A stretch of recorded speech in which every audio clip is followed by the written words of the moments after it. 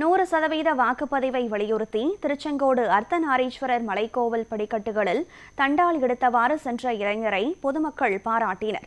நாமக்கல் மாவட்டம் திருச்செங்கோட்டில் அர்த்தநாரீஸ்வரர் மலைக்கோவில் அமைந்துள்ளது.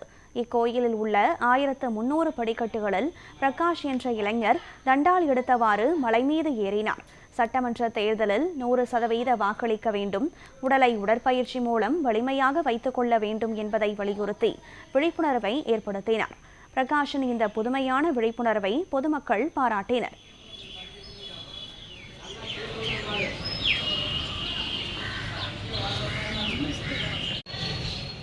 நூறு சதவீத வாக்கை இந்த தடவை செலுத்திடுங்க.